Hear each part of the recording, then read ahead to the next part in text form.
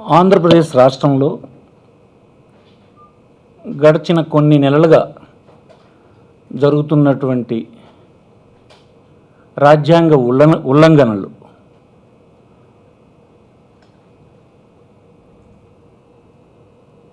రాజ్యాంగ విధులను నిర్వర్తించవలసినటువంటి స్పీకర్ కానీ, గవర్నర్ కానీ, ముఖ్యమంత్రి కానీ ఘోరంగా వైఫల్యం చెందడం, ఈ అంశాలన్నీ ప్రజాస్వామ్యవాదులైనటువంటి వారికి, ప్రజాస్వామ్యం పట్ల విశ్వాసం కలిగినటువంటి వారికి ఈ రాష్ట్రంలోనే కాదు దేశంలోనూ కూడా ఒకంత యావగింపు కలిగినటువంటి రీతిన ఉందని ఈ సందర్భంగా మనం చేస్తున్నాం. ఈ రాష్ట్రంలో కొన్ని రాజకీయ పార్టీలకు చెందినటువంటి వారిని తన రాజకీయ పార్టీల్లోకి చేర్పించుకునే కార్యక్రమం ముఖ్యమంత్రి గారు చేపట్టడం జరిగింది. ఇది దేశంలో ఉండేటువంటి రాజ్యాంగ విరుద్ధమైనటువంటి ఒక కార్యక్రమం. సహజంగా ఈ దేశంలో రాష్ట్ర ప్రభుత్వాలు కానీ, కేంద్ర ప్రభుత్వాలు కానీ, పౌరులు కానీ, ఇతర సంస్థలు కానీ ప్రధానంగా దేని మీద పనిచేస్తాయి, నడుచుకుంటారు? ఈ దేశంలో ఉండే రాజ్యాంగం, దానికి అనుబంధంగా వచ్చినటువంటి చట్టాలు, నిబంధనలు, ఈ దేశంలో ఏర్పాటు చేసినటువంటి ఈ 70 సంవత్సరాల ప్రజాస్వామ్య ప్రభుత్వాల్లో ఏర్పాటైనటువంటి సాంప్రదాయాలు, విలువల మీదే పరిపాలన సాగడం కానీ, ప్రభుత్వాలు నడుచుకోవడం కానీ జరగాలి. కానీ ఇక్కడ ఆంధ్రప్రదేశ్లో ఈ దేశంలో ఉండేటువంటి రాజ్యాంగం మీద నడవడం లేదు, అన్ని వైలేషన్స్ జరుగుతున్నాయి. సాంప్రదాయాలు అసలు పట్టించుకోవడం లేదు, దానికి అనుబంధంగా వచ్చిన చట్టాలని పట్టించుకోవడం లేదు, విలువల్ని అసలే చూడడం లేదు. ఒకంత వ్యవస్థ మీద, డెమోక్రటిక్ వ్యవస్థ మీద కూడా కొంతమందికి అసహ్యం కలిగేటువంటి రీతిలో నేడు ఆంధ్రప్రదేశ్ ప్రభుత్వం, ఇక్కడున్నటువంటి రాజ్యాంగ పదవులు నిర్వహిస్తున్నటువంటి వ్యక్తులు చేస్తున్నటువంటి విషయాన్ని వైఎస్ఆర్ కాంగ్రెస్ పార్టీ చాలా తీవ్రంగా దీన్ని ఎదుర్కోవాలని, పౌరుల తరఫున నిలబడాలని నిర్ణయించుకుంది. అందులో భాగంగానే ఎప్పుడైతే ఈ రాష్ట్రంలో ఉండేటువంటి స్పీకర్ ఒక రాజకీయ పార్టీలో ఉండేటువంటి శాసనసభ్యుల్ని ఇంకొక రాజకీయ పార్టీలో కలిపినప్పుడు తనకు అందినటువంటి ఫిర్యాదు మీద స్పందించకుండా తనకున్నటువంటి అధికారాల్ని పక్కన పెట్టి శాసనసభలోనే నేరుగా ఫిరాయింపు చేయబడినటువంటి పార్టీలో కూర్చోబెట్టి గ్రాస్ వైలేషన్కి అతను తలపడ్డారో మరి ఆయన రాజ్యాంగ ధర్మాన్ని నిర్వర్తించరని తెలిసిపోయింది. ముఖ్యమంత్రి గారు ఈ దేశంలో ఒక యాంటీ డిఫెక్షన్ బిల్లు ఉందని, ఆ రాజ్యాంగ చట్టాలకు అనుగుణంగా మనం ఉండాలని, ప్రజాస్వామ్య వ్యవస్థకు బలం చేకూర్చేటువంటి ఇలాంటి సాంప్రదాయాల్ని, చట్టాలని గౌరవించాలనే భావన ముఖ్యమంత్రి గారికి లేకుండా పోయింది. ఆయన తన ఆఫీస్లో కండువాలు వేస్తారు. చేర్పించుకున్న 21 మంది వైఎస్ఆర్ కాంగ్రెస్ పార్టీ శాసనసభ్యుల్లో 4 మంత్రివర్గంలోకి తీసుకోమని గవర్నర్ని రికమెండ్ చేస్తారు. ఇక గౌరవనీయ గవర్నర్ గారు ఈ రాష్ట్రంలో వైఎస్ఆర్ కాంగ్రెస్ పార్టీకి చెందినటువంటి 21 శాసనసభ్యులు ఫిరాయింపుకు పాల్పడినప్పుడు వారికి మేము నివేదించడం జరిగింది.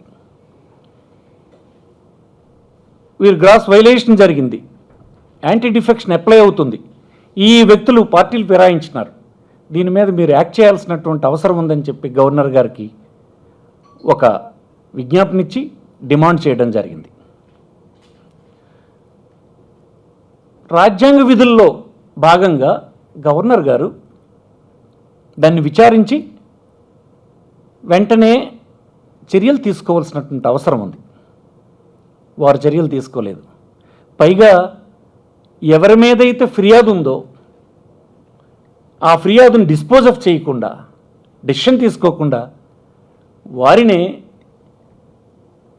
మంత్రివర్గంలోకి తీసుకోవడం జరిగింది, ప్రమాణ స్వీకారం చేయించడం జరిగింది. అంటే వారు ఒక రాజముద్రను, ఈ ఫిరాయింపుని దేశంలో ఉండేటువంటి చట్టాలకు వ్యతిరేకంగా, రాజ్యాంగ విరుద్ధంగా ఒక ముద్ర గుద్దడం జరిగింది.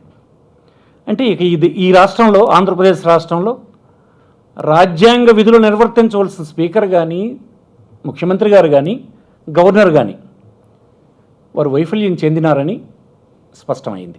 ఇవన్నీ తెలిసే కదా జరుగుతున్నాయి. ఇక కాన్స్టిట్యూషనల్ వైలేషన్స్, గ్రాస్ వైలేషన్స్ జరిగినప్పుడు ఇక ఈ దేశంలో ఇలాంటి వారిపైన చర్య తీసుకునేటువంటి అధికారం, డైరెక్షన్ ఇచ్చే అధికారం ఈ దేశంలో మన కాన్స్టిట్యూషన్ ప్రకారం రాష్ట్రపతి గారికి ఉంది. రాష్ట్రపతి గారికి ఉండేటువంటి అధికారం ఆర్టికల్ 256లో the executive power of every state shall be so exercised as to ensure compliance with the laws made by the parliament and any existing laws which apply in that state. The executive power of the union shall extend to the giving of such directions to a state as may appear to the government of India to be necessary for that purpose. ఇది ఇలాంటి direction ఈ రాష్ట్రానికి ఇవ్వమని చెప్పడానికి YSR Congress party అధ్యక్షులు శ్రీ జగన్మోహన్ రెడ్డి గారు తన పార్టీకి చెందినటువంటి మరికొంతమంది లీడర్స్ని కలిసి ఢిల్లీకి వెళ్ళబోతున్నారు. రాజ్యాంగ అధినేత అయినటువంటి రాష్ట్రపతి గారికి ఈ రాష్ట్రంలో జరుగుతున్నటువంటి రాజ్యాంగ ఉల్లంఘనలు అన్నీ వివరించి తగిన చర్యలు తీసుకోమని కోరడం ఒక లక్ష్యంగా ఈ సందర్భంగా మనవి చేస్తున్నాం. ఇక దేశంలో బీజేపీ పార్టీ అధికారంలో ఉంది. బీజేపీ అనేక సందర్భాల్లో ఉన్నతమైన సాంప్రదాయాలు నెలకొల్పడానికి మా పార్టీ పనిచేస్తుందని చెప్తూ ఉన్నారు ప్రధానమంత్రి గారు. ఆ దిశగా కొన్ని చర్యలు తీసుకోవడానికి ఆయన ప్రయత్నం చేస్తున్నట్టుగా దేశ ప్రజలకు నమ్మించారు. మేము దాన్ని అభినందిస్తాం. కానీ నేడు ఈ రాష్ట్రంలో, ఆంధ్రప్రదేశ్లో జరుగుతున్నటువంటి ఉల్లంఘనలకు ఎందుకు మీరు మాట్లాడడం లేదని అడుగుతున్నాం. ఈ దేశంలో ఉండేటువంటి పౌరులకి ఈ వ్యవస్థ మీద నమ్మకం పోయే దిశగా ఇక్కడ రాజ్యాంగ పదవుల్లో కూర్చున్నటువంటి వ్యక్తులు వ్యవహరిస్తున్నప్పుడు దేశంలో ఉండే ప్రభుత్వంగా, ప్రధానమంత్రిగా మీకు బాధ్యత లేదా?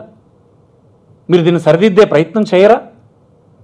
చేయనప్పుడు దేశ ప్రజలు మీ పాలన గురించి కూడా ఎలాంటి అనైతికత మీకు అంటగడతారో మీరు దృష్టిలో పెట్టుకోవాలని కోరుతున్నాం. ఇది సాధారణమైనటువంటి ఉల్లంఘనలు కాదు. అందరూ ఒకంత అసహించుకునే స్థితికి నేడు ఆంధ్రప్రదేశ్లో ఈ వ్యవహారం వచ్చిందని ఈ సందర్భం మనవి చేస్తున్నాను. ఒక రాజకీయ పార్టీ ఎందుకు ఉంటుంది మన వ్యవస్థలో?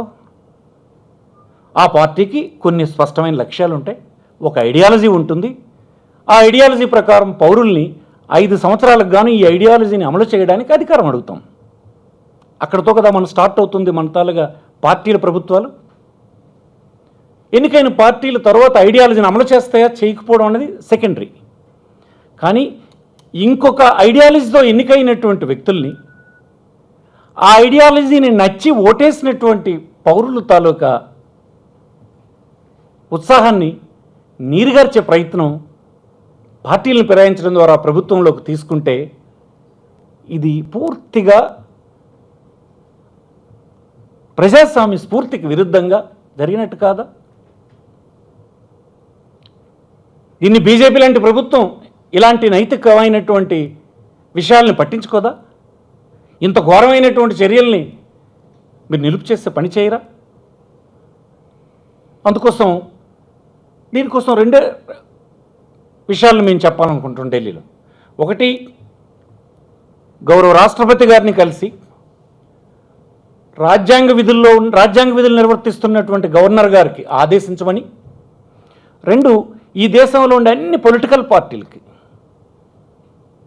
మేము ఢిల్లీలో జగన్మోహన్ రెడ్డి గారు వారితో కలిసి పార్టీకి చెందినటువంటి వ్యక్తులందరం కలిసిపోయి చెప్పాలనుకుంటున్నాం. ప్రజాస్వామ్యం మరింత పరిడి వెళ్ళడానికి, డెమోక్రసీని నిలబెట్టడానికి అన్ని రాజకీయ పార్టీలకి సమగ్రమైనటువంటి చట్టాలని రూపొందించండి. ఇలాంటివి ప్రోత్సహిస్తున్నటువంటి రాజకీయ పార్టీల్ని కట్ చేసే పని చేయండి. దానికోసమని దేశంలో ఉండే అన్ని రాజకీయ పార్టీల్ని కలిసి ఒక ప్రాంతీయ పార్టీగా ఒక గొప్ప లెజిస్లేషన్ని మునుముందు దేశంలో ప్రజాస్వామ్యం పట్ల పౌరులకు మరింత గౌరవం పెరిగేటట్టుగా, ఎలాంటి వైలేషన్స్కి స్కోప్ లేని విధంగా ఉండేటువంటి ఒక సమగ్రమైన చట్టాన్ని వైఎస్ఆర్ కాంగ్రెస్ పార్టీ డిమాండ్ చేస్తూ ఉంది. ఈవేళ కాన్స్టిట్యూషనల్ బ్రేక్ డౌన్ అంటే ఆంధ్రప్రదేశ్ వ్యవహారం ఇంతకంటే స్పష్టమైన ఉదాహరణ ఇంకోటి లేదని మనం చేస్తున్నాం. ఒక ఫైనాన్షియల్ క్రైసిస్ వస్తే, లేదు ఒక లా అండ్ ఆర్డర్ ఫెయిల్యూర్ వస్తే, లేదు సంఖ్యలేనటువంటి ప్రభుత్వాన్ని నడిపితే కాన్స్టిట్యూషనల్ బ్రేక్ డౌన్ కాదు. ఇది అంతకంటే ప్రమాదమైందని మీకు మనం చేస్తున్నాను. దీనికి స్వయాన గౌరవనీయ గవర్నర్ గారే రాజముద్ర వేయడం, ఎవరైతే చర్య తీసుకోవాలో, ఎవరి ముందైతే డిస్పోజ్ ఆఫ్ చేయడానికి ఒక అనర్హత పిటిషన్ ఉందో అదే వ్యక్తి రాజ్యాంగ సీట్లో కూర్చున్నటువంటి గవర్నర్ గారు రాజముద్ర వేయడం అనేది చాలా అపహాస్యం. ఇది భారతదేశ ప్రజాస్వామ్యాన్ని ఒక విధంగా అవమానపరిచినట్టుగా అయిందని సందర్భం మనం చేస్తున్నాం. ఇక ముఖ్యమంత్రి గారు భారతదేశంలో రాజ్యాంగ రచన కమిటీకి అధ్యక్షులుగా ఉన్నటువంటి అంబేద్కర్ జయంతిని 125 సంవత్సరాల పూర్తి చేసుకున్న సందర్భంగా అంబేద్కర్ గారికి 125 అడుగుల ఎత్తు విగ్రహాన్ని పెడతామన్నారు, 15 ఎకరాల స్థలం ఇస్తామన్నారు. ముఖ్యమంత్రి గారికి నేను విజ్ఞప్తి చేస్తున్నా, గౌరవనీయ ముఖ్యమంత్రి గారు, విగ్రహాలు పెద్దవి పెట్టడం, పెద్ద ఎత్తున స్థలాలు మంజూరు చేయడం, ఆర్భాటాలు చేయడం కాదు. ఈ దేశంలో చిరకాలం పరిడి వెళ్ళడానికి అవసరమైనటువంటి ఎన్నో త్యాగాలు చేసి సంపాదించుకున్న స్వాతంత్రానంతరం రాసుకున్నటువంటి రాజ్యాంగాన్ని గౌరవించడం ద్వారా మీరు అంబేద్కర్ని గౌరవించిన వారు అవుతారు తప్ప, విగ్రహం పెట్టామంటే చిత్తశుద్ధి లేని విగ్రహం అనేది మనకి పౌరులు గౌరవించరు. ఎంత స్థలం ఇచ్చామన్నది గౌరవించరు. ఆ రాజ్యాంగ స్ఫూర్తిని మీరు నెలకొల్పడానికి చేసిన ప్రయత్నాల్ని ప్రజలు గౌరవిస్తారు. అది లేకుండా ఇలాంటి ఆర్భాటాల వలన ఇంకొక పద్ధతిలో పౌరులను మోసగించడం అంటారు తప్ప ఇది కాదని మీకు మనం చేస్తున్నాం. వెంటనే దీనికి సంబంధించి కేంద్ర ప్రభుత్వం సరైన చర్యలు తీసుకోవాల్సిన అవసరం ఉంది. రాష్ట్రపతి గారు ఇక్కడ ఉన్నటువంటి రాజ్యాంగ రక్షకుడైనటువంటి గవర్నర్కి డైరెక్షన్ ఇవ్వడం జరగాలని మేము డిమాండ్ చేస్తున్నాం. ఒక ప్రాంతీయ పార్టీగా ఈ దేశంలో మరింత ఉన్నతమైనటువంటి ఎలాంటి లూప్ హోల్స్ లేనటువంటి ఒక చట్టాన్ని, రాజ్యాంగ చట్టాన్ని మళ్ళీ దేశానికి అందించవలసినటువంటి బాధ్యత ప్రధానమైనటువంటి బీజేపీ పార్టీకి ఉంది, ఈ దేశంలో ఉన్నటువంటి ఇతర రాజకీయ పార్టీలకు ఉంది. ఈ మిషన్ మీద 3 రోజులు ఢిల్లీకి వెళ్ళడానికి మా అధ్యక్షులు గౌరవనీయులు జగన్మోహన్ రెడ్డి గారు అన్ని ఏర్పాట్లు చేసుకోవడం జరిగింది. మా ప్రయత్నాన్ని పౌరుల తరఫున, ప్రజాస్వామ్య ప్రియులైనటువంటి వారందరి తరఫున గట్టిగా ఒక రీజనల్ పార్టీగా మా ప్రయత్నాన్ని మేము చేస్తూ ఇతర దేశంలో ఉండే అన్ని రాజకీయ పార్టీల సహకారాన్ని, వారి యొక్క ప్రయత్నాన్ని అందించవలసిందిగా, ప్రారంభించవలసిందిగా, సహకారాన్ని అందించవలసిందిగా కోరడానికి ఢిల్లీ వెళ్ళడం జరుగుతుంది. నమస్కారం. గవర్నర్ ప్రజాస్వామ్యాన్ని కూలి చేస్తానని మీరే అంటున్నారు. అలాంటి గవర్నర్ గాని నిన్న మంత్రులకు ప్రమాణ స్వీకారం అయ్యాక మీరు వెళ్ళి కలిసారు మీ పార్టీ అధినేత, ఎలా చూస్తారు? ఒక గవర్నర్ తాను రాజ్యాంగ విధులను నిర్వర్తించడం లేదన్నటువంటి విషయాన్ని వెళ్ళి కలిసి చెప్పడం జరిగింది. వారిని అభినందించడానికి మేము వెళ్ళాల. మీ వద్ద ఉన్నటువంటి ఒక డిస్క్వాలిఫికేషన్ పిటిషన్ని మీరు ఆర్టికల్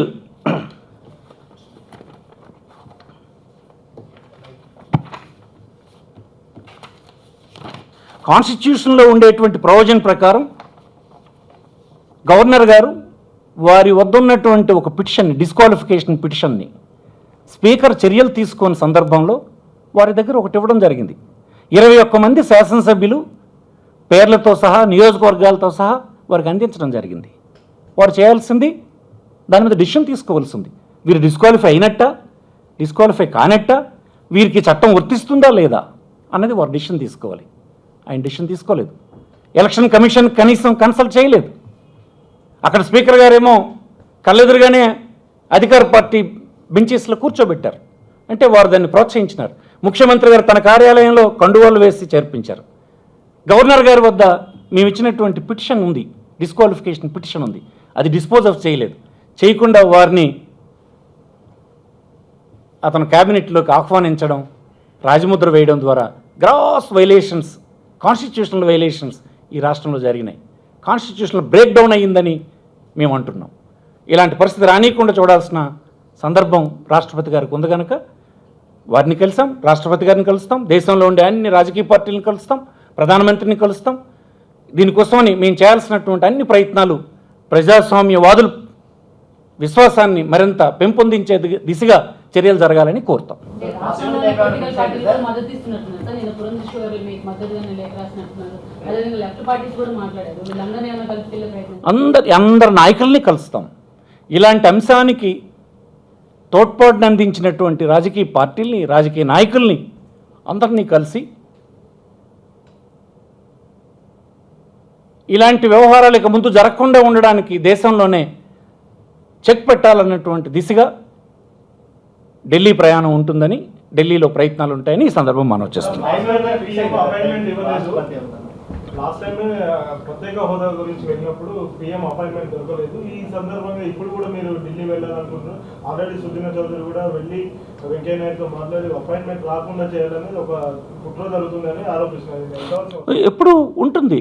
దేశంలో ఇట్లాంటి విలువల్ని నీరుగార్చాలని, చట్టంలో ఉండేటువంటి లూప్ హోల్స్ ద్వారా ప్రయోజనం పొందాలని, డెమోక్రసీని చంపాలని ప్రయత్నం చేస్తున్నటువంటి వారి ప్రయత్నాలు ఎప్పుడూ ఉంటాయి.